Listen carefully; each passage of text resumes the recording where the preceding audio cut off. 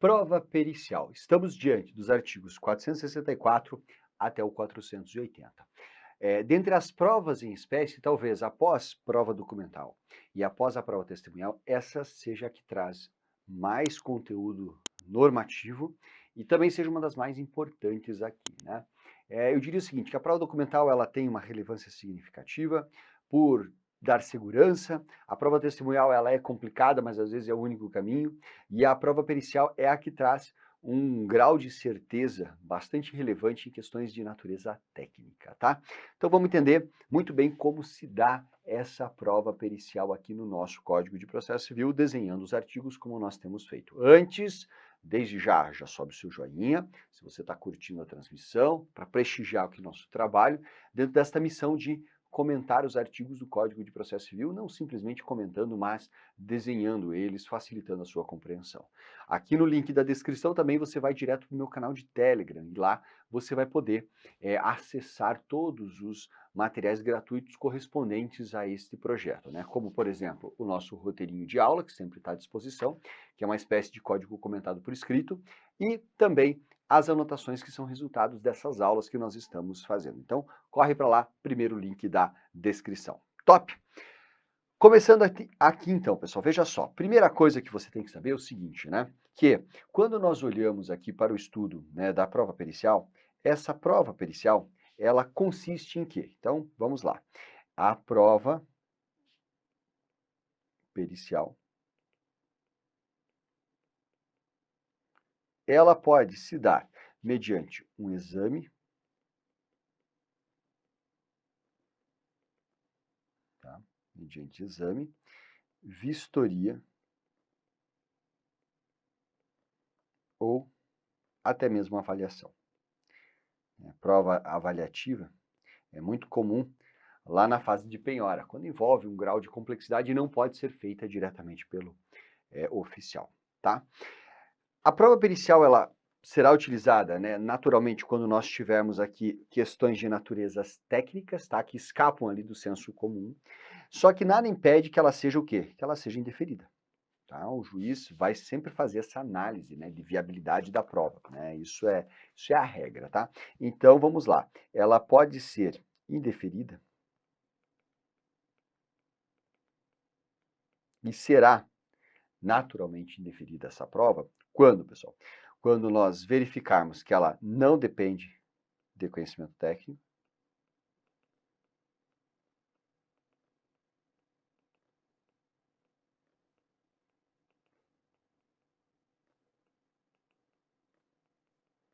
tá? Nós temos uma prova que não depende de conhecimento técnico, então percebeu-se no caso que não é o caso de fazê-la, né? Porque não é técnica, então ela pode ser produzida de outra forma. Ela é desnecessária, e aí é muito mais uma avaliação do juiz em razão do contexto dos autos, de o juiz perceber, né, que já existe um elemento de prova feito, então ele pode entender que é desnecessária, ou muitas vezes, né, ela pode ser impraticável, não tem como você fazê-la, tá? Então vai depender também de uma análise do caso concreto, tá? Então o CPC fala ali já, começando, né, no nosso artigo 464, ele vem falar aí a respeito das situações em que o juiz irá indeferir. Lembrando que esse indeferimento, pessoal, é o quê? É uma decisão interlocutória, né? Uma decisão interlocutória, e aí, né, não é recorrível de imediato, se bem que, pela teoria da taxatividade mitigada, você poderia falar aqui em agravo de instrumento, tá bom? Ótimo. A prova pericial, pessoal, ela pode se dar de duas formas, tá? Muito cuidado com isso. Ela pode ser a prova tradicionalmente que nós vamos estudar. Então, eu vou colocar aqui, ó, duas formas, tá? Duas formas. E eu vou colocar isso meramente com intuito didático, tá? Por quê? Porque a gente vai falar da prova pericial em si, e eu vou chamar de prova pericial aqui completa, que é o que nós vamos estudar em grande medida aqui. Mas nós podemos também nos valer daquilo que se chama de prova técnica simplificada. E vale a pena a gente colocar essa expressão, prova técnica simplificada, tá? Eu vou colocar aqui, ó, prova técnica simplificada. Não deixa de ser uma prova pericial, Mas é uma prova pericial que vai basicamente consistir no quê? Vai consistir em uma inquirição em audiência. Tá? Então vamos colocar isso também. Você vai inquirir o perito em audiência. Eu já me afasto aqui para você poder anotar. E caso você precise dar uma olhadinha, tá? Então, opa, vou sair da tela, ó, inquirição em audiência. Perfeito? Tá bom. Qual que é a sacada aqui? Você vai utilizar dessa prova técnica simplificada quando se verificar na prática que nós temos uma prova de caráter técnico, mas menos complexa.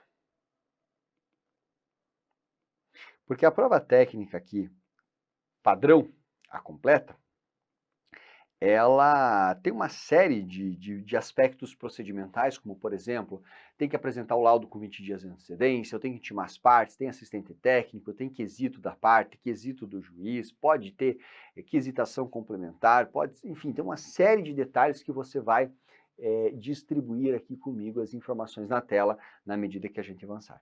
Mas quando você tem aqui uma situação de menor complexidade, mas você precisa de uma avaliação por especialista, você poderá inquiri-lo em audiência, tá? Então aqui você vai ter simplesmente o que se fala em avaliação por especialista. Ele vem e a galera troca uma ideia com ele na audiência. Tá? Uma forma de você otimizar o procedimento e é bem louvável isso, tá? O que nós vamos discutir a partir de agora, pessoal? Nós vamos olhar para essa perícia completa aqui e você vai estudar comigo, basicamente, o procedimento, tá? Eu vou virar a tela, mas nós vamos tentar estabelecer aqui, né, a ordem procedimental. Então, nós vamos falar do procedimento da perícia. E você vai ver que ela é bem detalhada, esse procedimento ele é, de fato, bastante amplo. Naturalmente, o que nós temos? Nós temos, primeiro, a determinação dessa perícia. E essa determinação pode estar de ofício ou mediante requerimento. Tá? Requerimento das partes, né? Ou do oficial de justiça. Tá? Primeiro ponto, determinação. Pode ser de ofício? Pode, não tem problema. Tá? Pode ser feito a requerimento das partes? Pode ser feito a requerimento das partes. Tá? Dito isso, qual que é o passo aqui? Foi determinada. Nós temos a nomeação do perito. A nomeação do perito sendo feita pelo juiz. E o juiz vai nomear, né, o perito e desde já, ele vai fixar o quê? Ele vai fixar um prazo, com um prazo para entrega.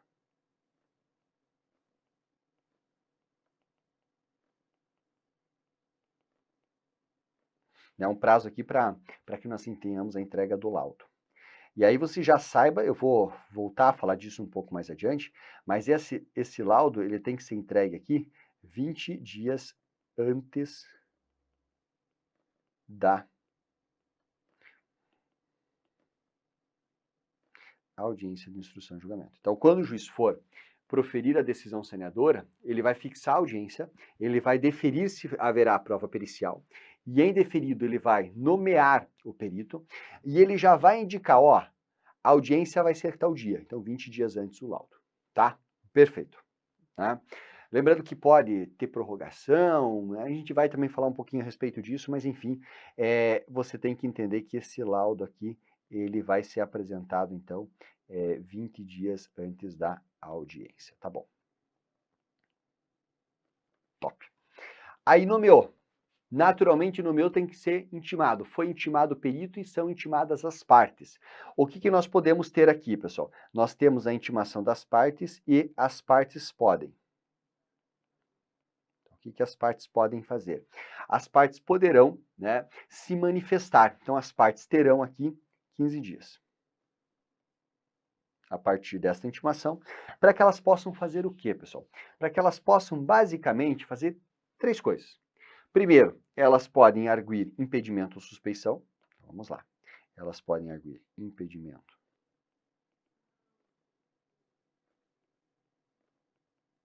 / suspeição. as hipóteses do 144, 145 do Código de Processo Civil, que se aplicam também ao perito, dizendo que ele está impedido, que ele é suspeito, que ele tem relação com as partes, que ele tem pretensão sobre o objeto, que ele tem relacionamento íntimo com uma das partes, beleza, impedimento, suspeição nas hipóteses. Poderão ainda, caso não arguem impedimento, suspeição, ou se já quiserem, porque pode ser que esse impedimento, suspeição não seja deferido pelo juiz, podem o quê? Podem arrolar os assistentes.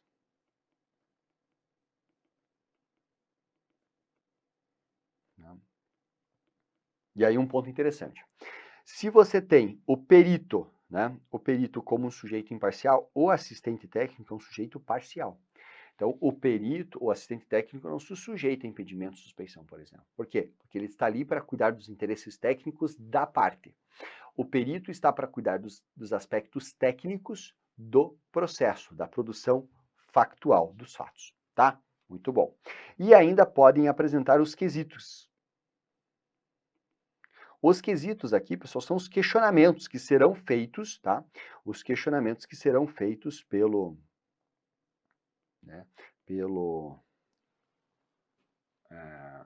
pela parte, nos aspectos técnicos, ao perito que fora escolhido. Tá. Temos também manifestação de quem? Do próprio perito. Afinal de contas, ele vai ser nomeado e vai ser intimado para entregar o laudo lá com pelo menos 20 dias antes da audiência. Então, agora nós temos o quê? Nós temos a manifestação do perito. E aí o perito, o que ele pode se manifestar inicialmente, pessoal? Veja só, ele vai trazer aqui a sua, e primeiro ele vai ter um prazo de 5 dias, e ele vai trazer aqui neste prazo de 5 dias, o que, pessoal? Primeiro, a proposta dos honorários. Então,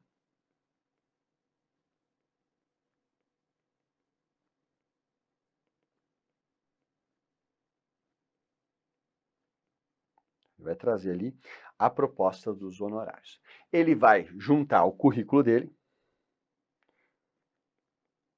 afinal de contas, ele se manifesta em 5 e as partes em 15. Se as partes quiserem, por exemplo, arguir que ele não tem capacidade técnica para analisar aquela perícia, poderão fazer isso com base no currículo, tá? E trarão ali também os seus contatos profissionais.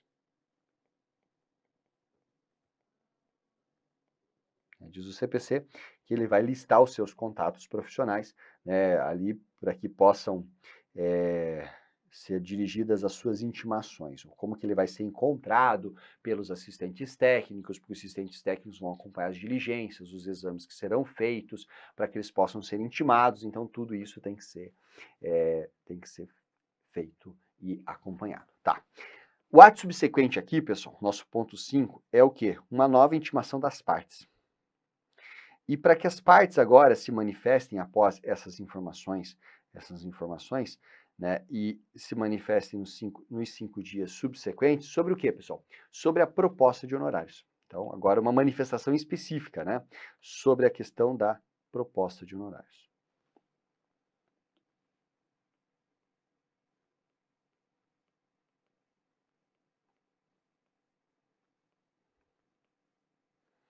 As partes concordam? As partes acreditam que está muito caro?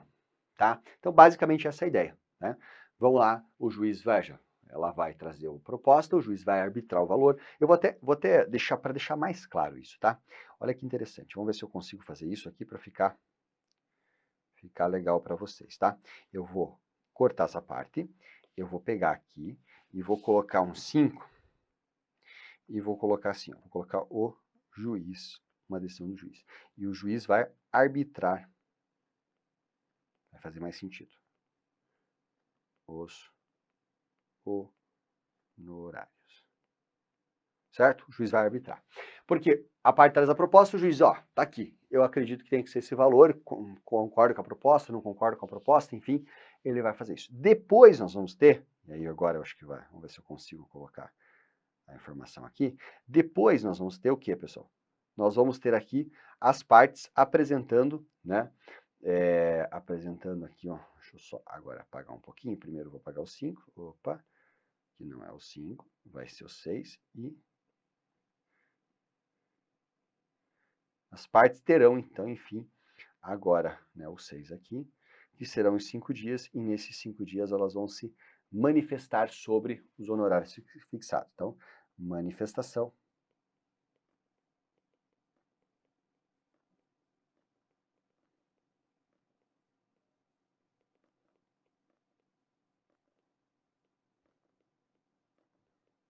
tá? Enfim, ficou numa tela, outra na outra, mas deu para você entender.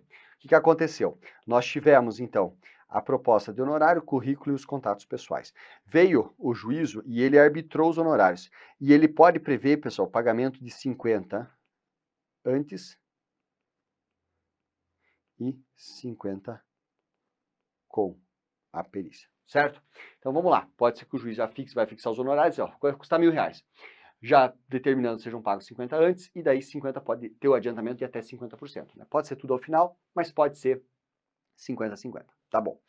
Naturalmente as partes vão ser intimadas e podem se manifestar sobre o valor que foi arbitrado pelo juízo, tá? Então, só para você entender aqui, são as regras que você tem lá no artigo 465, tá? Lembrando, pessoal, que, isso aqui é importante ficar bem claro, que se chegar ao final, entender que a perícia foi inconclusiva, que ela não foi tão boa assim, você pode naturalmente reduzir esse valor, tá? Se ela se tornar complexa, pode até mesmo ter um ajuste ali dessa remuneração. Perfeito? Tá bom. Feito isso, começamos com a execução dos trabalhos. Então, nós teremos ali a execução da perícia, tá? Eu vou colocar aqui, ó, a execução da perícia. E aí vai depender muito da natureza dessa perícia, né? O CPC fala no 466 que o perito cumprirá escrupulosamente o seu encargo, né?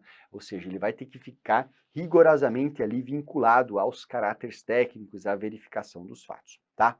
O que acontece? Essa perícia ela vai ser acompanhada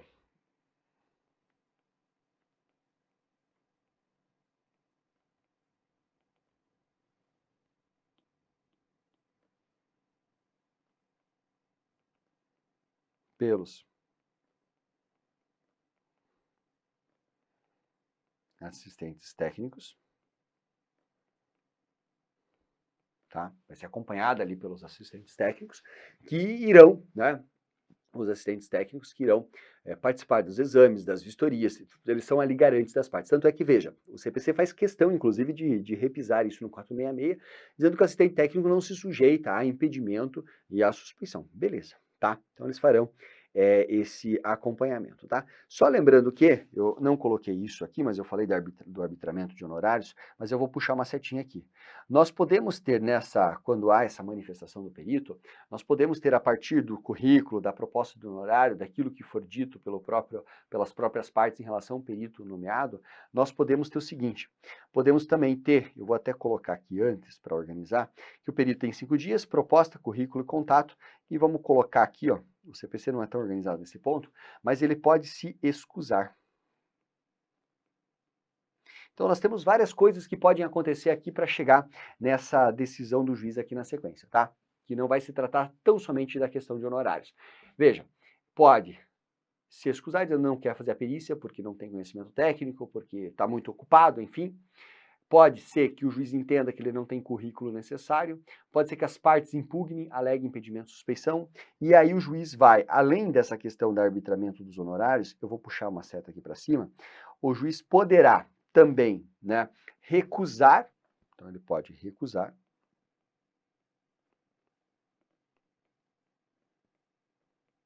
o perito. Tá? Então tem essa possibilidade de ele recusar. Recusar por quê? Porque entendeu que é impedido, entendeu que é suspeito, entendeu que ele não tem conhecimento técnico, né? Chegou à conclusão de que não dá para ser esse período, pode recusar. Ou ele poderá admitir, e aí se ele admitir, ele arbitra os honorários, tá? Perfeito? E se ele recusar, o que o CPC vai falar? Vai dizer, ó, vamos ter que definir um novo perito. Você não vai abandonar a perícia, você vai atrás de uma pessoa que possa fazê-lo, tá? Então você vai ter esse novo perito. Esse novo perito, pessoal, pode ser atribuído aqui porque faltou conhecimento técnico, né, ou científico, ou porque ele talvez não tenha cumprido, tá, com o seu encargo. Então, embora nós estejamos falando da execução, se não houver execução, aí o que você vai fazer? E esse é o ponto que eu queria chegar, você vai ter que novo perito. Então, você vai definir um novo perito aqui para o caso. Perfeito? Lembrando que isso vai gerar comunicação ao órgão de classe, né, do perito, para que ele possa responder administrativamente.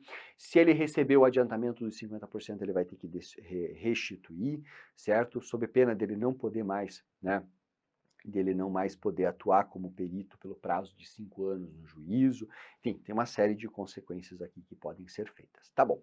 Durante a execução, nós podemos ter a formulação de quesitos complementares.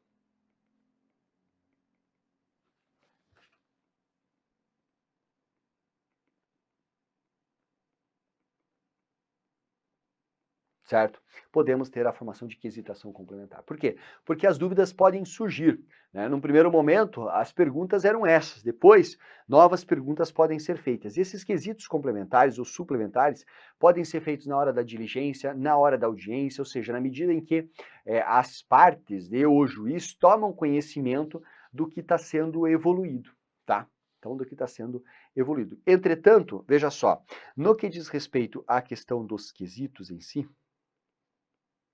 e aqui não só os quesitos complementares, mas todos eles, tanto os quesitos complementares como os originários, eles podem ser indeferidos, tá? Prevê o CPC que eles podem ser indeferidos,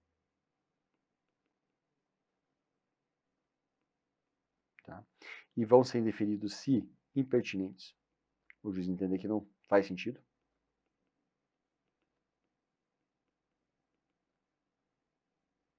Tá? Então, tem que saber disso, tá? Eles podem ser indeferidos se eles forem impertinentes e eles podem ser complementados, como eu trouxe aqui, né? Que vão aparecendo conforme for o caso. Tá bom, então, execução da perícia. Top? Legal. Eu vou voltando e se veja, a construção da informação, embora eu siga no meu raciocínio a ordem do CPC, eu vou acomodando isso aqui nos nossos rabiscos conforme for importante e conforme, né, as nossas necessidades, tá? Por quê, pessoal? Porque é o seguinte, embora nós tenhamos aqui, né, e eu coloquei para vocês, a nomeação pelo juízo, é possível que nós temos o quê? Nós tenhamos aqui a indicação consensual.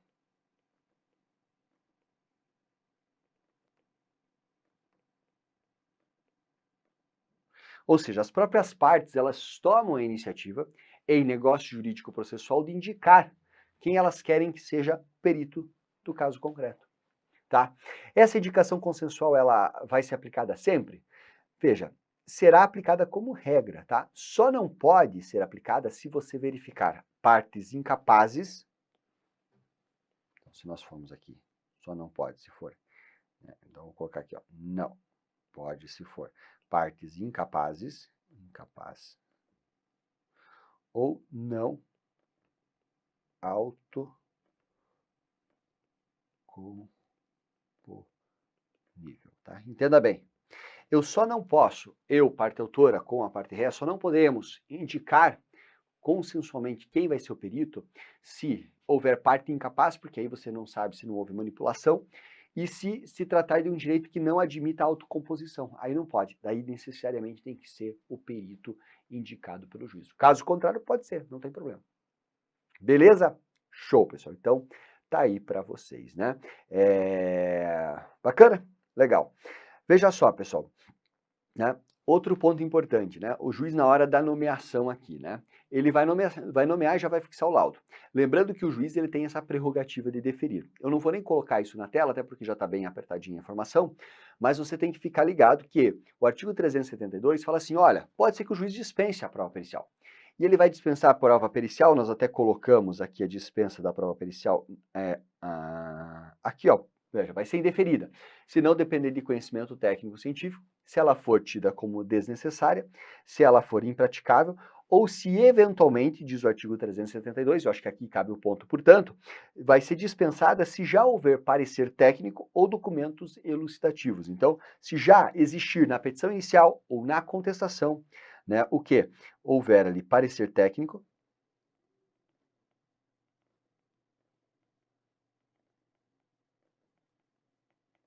ou DOC elucidativo. Aí fica legal, fica bem completo, tá?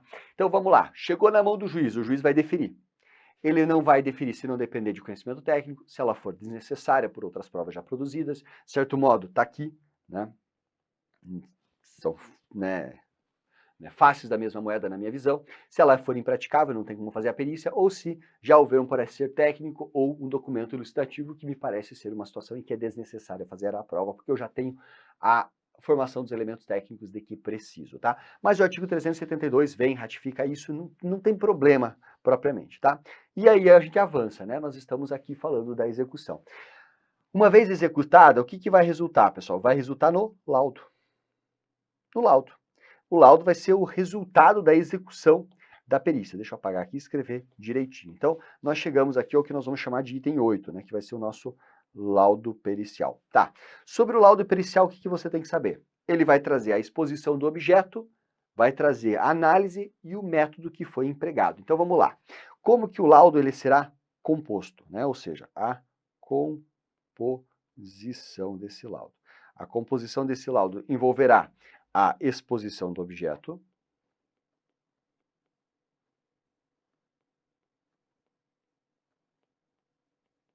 certo? Vai trazer a análise técnica,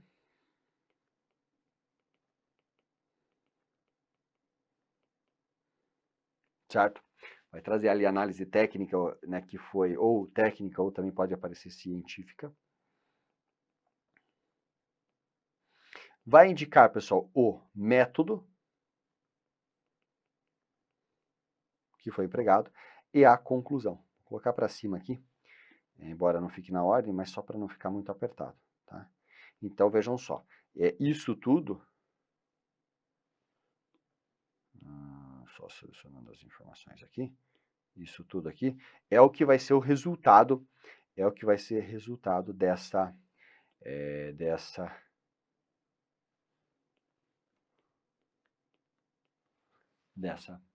desse laudo. Perfeito? Legal. Veja, ele não pode ultrapassar os limites da sua designação, ele não pode emitir a sua opinião sobre o caso concreto, ele tem que se vincular ao seu trabalho de ordem e de natureza técnicas, tá? Isso tem que ficar bem claro para você, beleza? Show de bola. Aí o que nós teremos, pessoal? Nós teremos o seguinte, que se na hora que o juiz for perceber ali a complexidade, e aí eu volto para a execução, que se trata de uma perícia técnica, nós podemos ter o quê? Para casos, né, de perícia técnica complexa, se complexa, por envolver mais áreas de conhecimento, nós podemos ter o quê? Mais peritos. Então é muito comum isso. Você está lá executando a perícia, né, percebe o perito que, no final das contas, ele só consegue tratar de um aspecto dessa perícia. Vamos precisar chamar peritos de outra formação. Então tá, você vai trazer novos peritos, não tem problema. Se eventualmente houver aqui um atraso, o juiz pode, né, prorrogar por metade do prazo.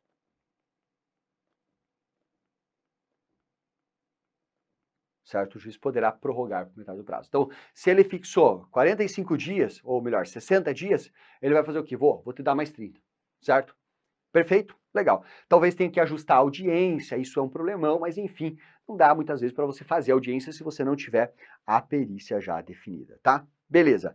Na hora de entregar o laudo, eu volto para o laudo aqui, esse laudo tem que ser entregue o quê? Ele tem que ser entregue 20 dias antes, já até mencionamos isso, da AIJ.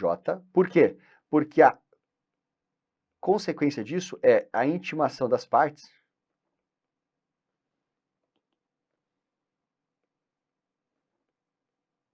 A intimação das partes, e as partes serão intimadas para quê, pessoal? Para que elas se manifestem no prazo de 15 dias de modo comum, certo? Então as partes são intimadas, elas vão se manifestar, e a manifestação delas virá antes da audiência, portanto, se eu dei 20, intimei com 15, sobra um tempinho ali de gordura para que elas consigam ter conhecimento, se manifestem antes, né, da audiência. Perfeito? E a partir daí, pessoal, nessa manifestação, né, do laudo, nós podemos ter o quê? Nós podemos ter o nosso nono ponto, que vai envolver o que? Alguns esclarecimentos. Tá? Por quê? Porque pode ter suscitado, ter ficado dúvida. Nós podemos ter dúvida, nós podemos ter divergência, e isso tudo vai ser apurado, né? Então nós temos aqui esclarecimentos barra a possibilidade de divergência. audiencias, né? Aí os assistentes técnicos podem até pedir quisitação complementar de novo, podem, né, trazer um parecer distinto, e aí o perito vai se manifestar sobre a distinção entre a avaliação do assistente técnico e a do perito. Veja, você vai tentando cercar o negócio para que você chegue àquilo que de fato se passou, tá? Para que você consiga ter um entendimento técnico bastante consistente. Então, essa fase ela é muito importante aqui, essa fase dos esclarecimentos em si, tá bom? Beleza. E aí, pessoal, já, né, caminhando para o final, tendo finalizado o laudo, tendo respondido e sanadas as dúvidas e demais esclarecimentos, nós teremos o quê? Nós vamos aqui para a parte da conclusão, tá? Conclui a primeira. Daí, na conclusão, nós teremos o pagamento do remanescente, né, o restante do pagamento da perícia, vou até colocar. Então, o pagamento, que pode ser da integralidade ou da parte remanescente. E só lembrando que o juiz, né, ele não está vinculado ao resultado da perícia. Por que isso é interessante, pessoal? Porque é o seguinte, pode ser que o juiz ele decida de acordo com o que foi o resultado da perícia, mas pode ser que ele decida desconsiderando a perícia, tá? Nós não temos essa vinculação, é o que diz o artigo 479, tá? Isso é muito importante, o juiz vai ter liberdade para admitir ou não admitir essa perícia. Perfeito? Lembrando que nós podemos chegar nessa conclusão à necessidade de se realizar ainda uma nova perícia. Como assim? Fazer uma nova. Por que fazer uma nova perícia, pessoal? Porque ela não foi suficiente.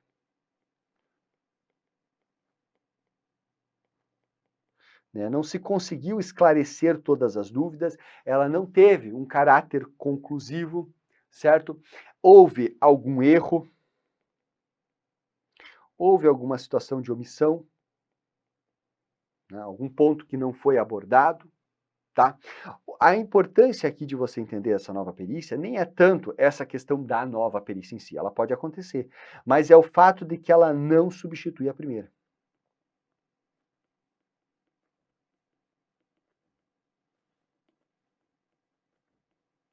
Como assim, professor, ela não substitui a primeira? Se eu for fazer uma nova perícia, elas serão somadas. Então o juiz, na hora de decidir, ele pode aproveitar parte do que for analisado na primeira perícia e somar com o entendimento da segunda para formar a convicção dele, pode adotar só a segunda, pode ainda só adotar a primeira, tá? Significa dizer que ela não tem um caráter excludente. Perfeito? E com isso, eu encerro a nossa análise de perícia, tá? Ficou bem completinho para você. Vale a pena a gente voltar aqui para dar uma olhada, desculpa, na prova pericial. Moçada, o que nós temos? Nós temos o seguinte, ela envolve exame, vistoria e avaliação, será indeferida se não depender de conhecimento técnico, se for desnecessária, se já houver documentos suficientes nos autos, se ela for impraticável. Pode ser completa ou pode ser simplificada. Lembrando que a simplificada é fácil, traz o especialista, ele se manifesta e resolve para questões de menor complexidade. E ele vai se manifestar na audiência. Quanto ao procedimento, que é o ponto mais importante aqui, nós temos um encadeamento em vários pontinhos que eu fui trabalhando com vocês. Temos a definição com a nomeação do perito, certo? Pode ser até que haja indicação consensual, mas se for nomeado, o juiz já define o prazo ali para a entrega do laudo, que será 20 dias antes da audiência. As partes se manifestam, podendo alegar impedimento, indicação do assistente, requisitação.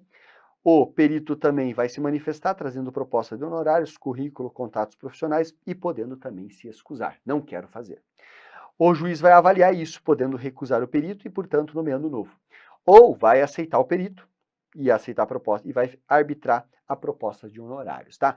Podendo definir pagamento de 50% antes ou 50% e 50% ao final, ou só ao final.